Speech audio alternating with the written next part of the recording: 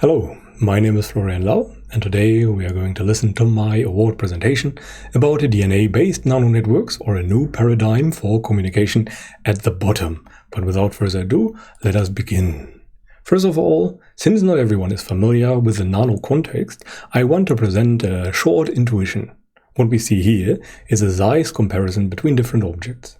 To the right, we see a tennis ball, the size of 10 to the power of 8 nanometers, or about 10 centimeters. And to the very left, we see a glucose molecule just 1/10 of a nanometer in size. And the interesting interval lies right in the middle between 1 and 1000 nanometers. But we will focus on the interval between 1 and 200 nanometers, as the interesting structures, namely the molecules we are working with, are situated in this interval, namely proteins, DNA molecules, and certain types of viruses.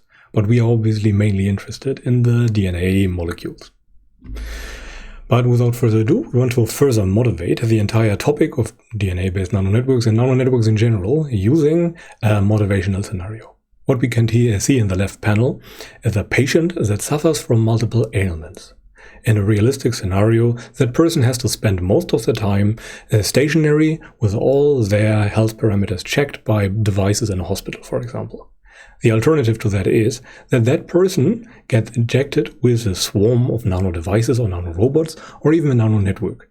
Then the person can more or less follow their regular daily abidings, their commutes, whatever, and the nano network inside their body measures their health parameters and communicates the results to a remote location, to a doctor, for example, who makes judgment calls about the health of the patient. Alternatively, the nano network can directly react to whatever it detects and treat a disease before it comes to even symptoms that are directly experienceable by the person. But what does such a nano network even look like? Well, we can now have a more detailed look at it.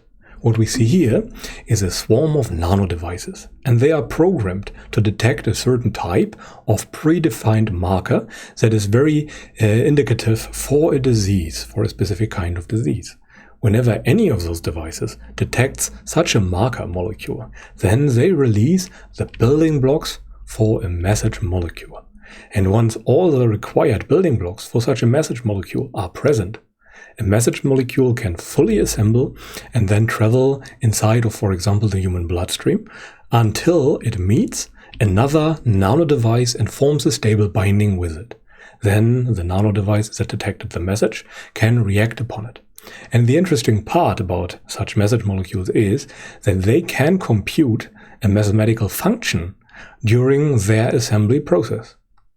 And the message molecule only fully forms when the computation has been successfully performed. So the nano device knows that when it detects a message molecule, that a certain type of computation has been performed. Okay, but what do those message molecules actually consist of? One possible building block is DNA tiles. DNA tiles are special kinds of DNA molecules that can be constructed in a laboratory already. They have already been tested in certain types of experiments. What we can see here is something that doesn't look like the standard double helix structure. It is 4 strands of DNA intertwined in a specific way. The base pairings adenine, thymine, guanine, and cytosine can only form bindings with their respective counterparts, namely adenine with thymine and guanine with cytosine. In this way, we can create a shape that resembles a cross. And the interesting part about this DNA tile is that it has open ends at the top, left, bottom, and right. And the open strands, the open base pairings that are displayed there, encode a binding conditions for other similar tiles. They can form a binding with this tile if they have fitting base pairings encoded in their open strands. Okay, and using this and other approaches, all kinds of nanostructures have already been created in the laboratory. One of those is especially interesting, namely in row C, the second entry to the left, there is a box with an open and closable lid that can harbor medical payload or tiles, for example, and open once a certain condition has been met. Okay, but now we need a short definition for DNA tiles so we can better understand how they compute and form networks. In the most simple sense, DNA tiles are non-rotatable blocks as displayed to the right. They have glues of different strengths at each side, and the number of black boxes displays the strength of the glue, in this case either 1 or 2. And those glues have labels, and those labels are just abbreviations for the DNA sequences, for the open DNA sequences. And a tile can only form a stable binding with another tile with fitting glue strengths and a fitting label. And in the middle there is a marker that is just for the interpretation of computational results, should we be interested in those. If we want to find the result with an atomic force microscope, for example, we can add a fluorescence marker. And using this or other approaches, we can create those kinds of DNA boxes. To the right we see an atomic force microscope image, and to the left a schematic view. And the mechanism behind all of this is as follows. The lid of the box binds with the bottom part, but relatively weakly. Once a certain DNA marker sequence comes by, it can form a stronger binding with the lid, and thus the box opens, and the content, if medical payload or fluorescence markers, is released. And then further reactions can happen. And now we want to look at an example computation of a 4-bit AND that can also be interpreted as a distributed consensus among certain types of nanodevices. And the assembly process of such a message molecule using the tile set to the left begins with a C-tile sigma. And since this is a temperature 2 system, namely that we need at least 2 fitting black boxes, 2 fitting glues, to form a stable binding with the already existing assembly, we have 3 possibilities. Either to the top, to the bottom, or to the left, a new tile can attach.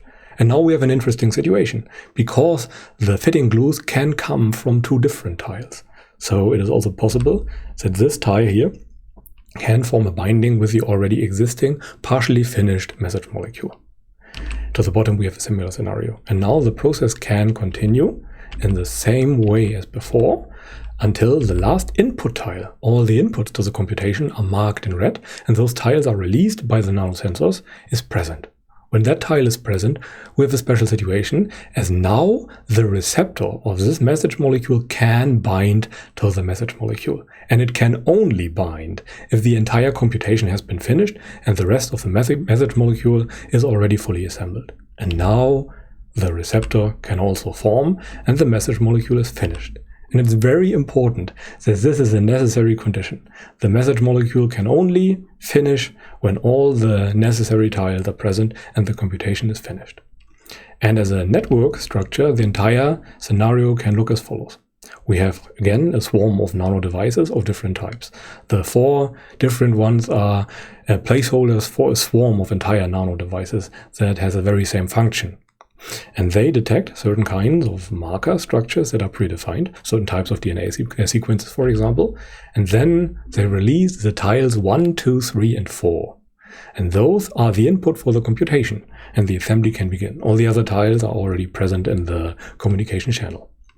Once all of them are there, the message molecules can fully assemble and then can be detected by other nanobots and release either fluorescence markers that signal a detection, or they can directly release a medical payload to treat a disease even before it comes to symptoms, before a person even realizes that they have been sick.